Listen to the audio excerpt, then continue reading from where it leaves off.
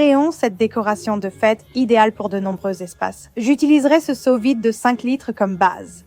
J'ai acheté du ciment à prise rapide que nous allons mélanger ici. Ne soyez pas intimidés car c'est un mélange de ciment. Si vous savez mélanger farine et eau, faites-le maintenant. Placez ensuite votre poteau à l'endroit souhaité dans le béton. Et nous allons laisser ça tranquille. Laissez-le prendre pendant que ça sèche. Passons à l'emballage de nos boîtes. C'est la partie la plus facile. Il suffit d'emballer comme vous le feriez normalement pour n'importe quel autre cadeau. Pour ma boîte du dessus, je fais quelque chose d'un peu différent. Vous pouvez simplement utiliser la boîte fermée, ajouter un nœud et ce sera parfait pour la mienne. Je l'emballe comme une boîte ouverte pour ajouter de la décoration dedans. Notre poteau est en place, alors allons le chercher et terminons ce projet. Voici le pot pour notre base. Nous allons aussitôt y déposer notre encre. Vous ne devriez pas avoir à le fixer, il est assez lourd. Je n'ai pas découpé les trous avant d'emballer les boîtes car je n'étais pas sûre de la disposition maintenant que je l'ai décidé. Il est facile de percer l'emballage et la boîte pour faire les trous où je le souhaite. Pour la boîte du milieu, je voulais qu'elle soit plus plate. Donc, je passe directement par le haut et par le bas et ça glisse parfaitement pour la boîte du dessus. Je voulais qu'elle soit inclinée pour voir la décoration. Maintenant, toutes les boîtes sont empilées et en place. Pour pimenter un peu, j'ai ajouté du rembourrage dans la boîte pour la rendre plus moelleuse, puis des lumières à piles pour apporter un peu de lumière, une petite guirlande pour ajouter un peu d'éclat et couvrir un peu ce rembourrage. J'ajoute quelques décorations festives pailletées et de petits rubans pour donner la touche finale et faire ressembler le tout à un paquet cadeau. C'est vraiment une pièce maîtresse grâce aux grandes boîtes et aux grands pots que j'utilise. Mais vous pouvez utiliser toutes les tailles que vous voulez pour s'adapter à l'espace que vous visez. 2 plus petites seraient parfaites à côté d'une cheminée. Celui-ci ira dans une grande entrée d'espace événementiel. Amusez-vous. J'ai un pot de fleurs qui n'a pas de trou au fond, donc c'est parfait pour mélanger mon plâtre de Paris directement dedans. Quand vous êtes prête à mettre votre cheville ou votre tube en polychlorure de vinyle dedans, bien crémeux comme il faut, voilà. Voici ma grande urne que j'ai peinte en vert et voici mon polychlorure de vinyle dans le pot de fleurs. Et il se trouve justement que ça rentre vraiment très serré là-dedans. Et ce que je vais faire, c'est simplement prendre le coin et en couper un morceau. C'est exactement comme je voulais que ça tienne. Donc, je veux aller sur un des côtés que je n'ai pas encore scotché et je vais me décaler un peu du centre. Et puis, je pense que pour le dernier, je vais revenir à celui en angle comme j'avais fait pour le premier. Donc, celui-là est vraiment facile. Vous pouvez voir que j'ai tous mes paquets de travers prêts à être emballés. Voici un de nos coins que nous allons devoir découper. Donc, je vais simplement prendre et le plier puis le scotcher juste à l'intérieur. Donc, nous avons tous nos paquets empilés, n'est-ce pas amusant? Et maintenant, j'ai fait de très gros nœuds pour nos très gros paquets. Je vais donc prendre un ruban et l'enrouler autour d'un autre morceau de ce ruban adhésif. Voici nos cadeaux de Noël sans dessus-dessous. Ils ne sont pas adorables? Et tu as eu un tel impact sans dépenser beaucoup d'argent? J'ai utilisé ça et je pense que mes invités seront époustouflés en arrivant. J'ai acheté 3 de ces balles rebondissantes chez Dollar Tree. Je vais commencer par les peindre. Le mieux, c'est d'utiliser une peinture à la craie et d'appliquer simplement une couche très fine sur la balle. Je veux m'assurer que tout soit bien couvert, donc après que la première couche est séchée, je vais la retourner et peindre aussi le dessous. La peinture n'a pas besoin d'être parfaite. Vous pouvez voir des traces ou des fissures. Et c'est tout à fait normal parce qu'on va ajouter autre chose à ces balles maintenant. J'ai pris 2 bâtonnets de peinture et je vais les coller à la colle chaude pour en faire un long. Maintenant, je prends chacune de ces balles rebondissantes peintes et je vais les fixer au bâtonnet de peinture. Voilà. J'utilise de la neige artificielle pour donner un vrai aspect de bonhomme de neige. Ce médium texturé est très sympa. Ça ressemble un peu à du glaçage fouetté, donc j'utilise simplement un couteau en plastique pour en appliquer partout sur ces balles rebondissantes. Je veux des zones bosselées, d'autres plus fines, pour que ça ressemble vraiment à des boules de neige. Une fois que tout est sec, je peux commencer à décorer, donc j'ai juste de petits cailloux noirs pour faire les boutons des yeux et de la bouche. J'ai voulu faire un nez en carotte, donc j'ai utilisé de l'argile polymère orange que j'ai roulée pour lui donner forme. Je l'ai juste cuite 10 minutes pour qu'elle soit ferme. Mon bonhomme de neige aura une petite écharpe. J'utilise un ruban armé pour la façonner à ma guise et présenter mon bonhomme de neige. J'utilise un grand pot de fleurs, mais un seau en métal ou une caisse fera aussi l'affaire, tant que l'objet tient debout. Je vais utiliser des pierres lourdes pour l'aider à rester en place. Maintenant, je veux ajouter quelques décorations. J'ai juste un peu de faux feuillage pour le fond. Vous pouvez utiliser de la fausse neige et même ajouter des lumières de Noël ici. Cela restera dans un endroit couvert. Il n'est pas résistant aux intempéries, mais il va être superbe pour l'hiver.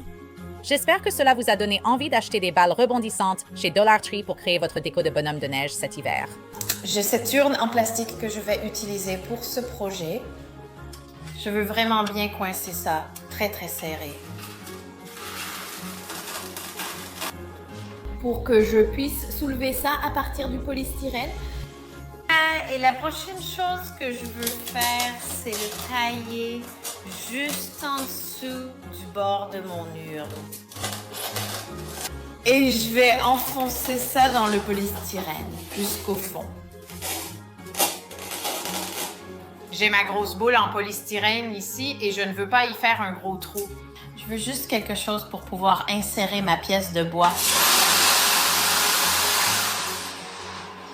Ça finit par passer, mais ça a fait un plus gros trou ici, ce qui n'était pas le but. Tu ne vas pas t'inquiéter pour ça parce que ça va aller.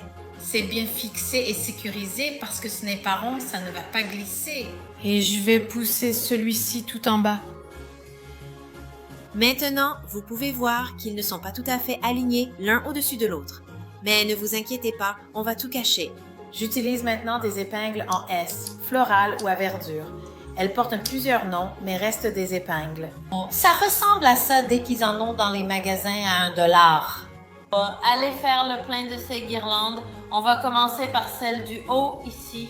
Et tout ce que je vais faire, c'est prendre ces épingles à feuillage et je vais fixer ça.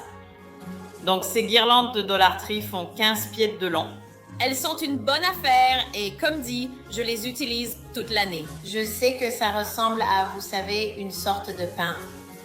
Mais vous verrez que si vous l'utilisez sous vos autres compositions, vous pouvez l'utiliser au printemps, en été, en automne et en hiver.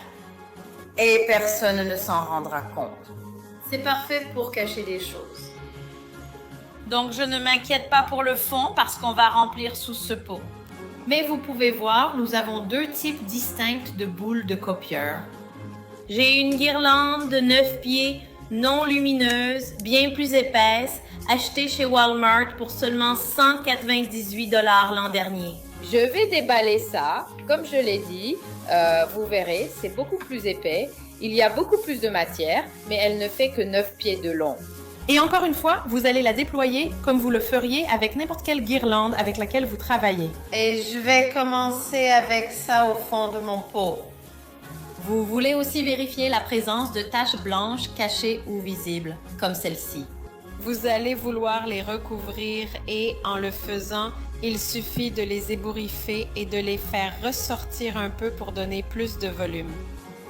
Vous pouvez voir à quelle vitesse les guirlandes vont vous aider à décorer des boules en polystyrène. Maintenant, avant de monter tout en haut, je vais continuer. Et j'ai toutes sortes de branches de sapin et de décorations de Noël, mais ma préférée, c'est le hou. Donc, je vais commencer à ajouter un peu de hou. Si vous sentez que votre unité mobile... Si vous trouvez que votre boule n'est pas assez remplie, vous pouvez aussi prendre quelques branches de sapin comme celle-ci, les couper et simplement les ajouter. Maintenant que j'ai terminé le bas, je vais monter ici et faire exactement la même chose en haut. J'ai un morceau de cette guirlande dont je vous ai parlé, que j'ai acheté chez Walmart et je vais la déployer un peu et simplement l'ajouter. Nous avons fait cela et la prochaine chose que nous allons faire, c'est ajouter notre hou exactement comme nous l'avons fait en bas. Et ensuite, nous allons commencer à ajouter quelques branches de sapin, exactement comme nous l'avons fait en bas. Mais vous voyez comme le blanc du hou ressort joliment sur le verre. Je vais juste ajouter mes petites branches de sapin. Et il faut toujours s'assurer de bien faire le tour.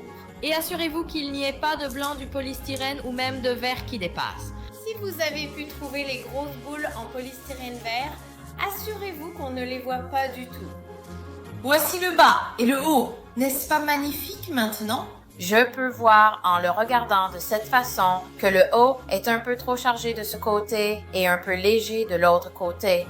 Mais je voulais ajouter une chose de plus. Et vous ne pouvez pas ajouter de baies de houx à Noël ou tout autre type de baies en relief. N'est-ce pas amusant? Donc je vais finir d'ajouter toutes ces baies sur le mien. Et ensuite, je vais prendre ceci et l'exposer près de la porte d'entrée pour voir si ça vous plaît. J'ai décidé de ne pas l'enrouler avec du ruban adhésif. Je vais simplement appliquer un peu de marron. C'est marron écorce, ce qui est approprié. Si c'était une taupière vivante, je vais juste y ajouter un peu de peinture marron. Et voici notre taupière. Toute décorée avec une couronne assortie près de la porte d'entrée. Prête pour les fêtes? Rendez-vous dans les magasins créatifs, achetez vos fournitures et lancez-vous. Et vous pouvez avoir un magnifique taupière à côté de votre porte d'entrée ou une paire de taupières encadrant votre porte pour les fêtes. Comme celui-ci, le projet d'aujourd'hui débute par l'achat de 6 bols chez Dollar Tree.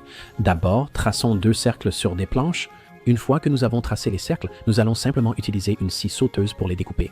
Une fois que nous les avons découpés tout autour des cercles, nous allons simplement poncer les bords, juste pour éliminer toutes ces petites échardes.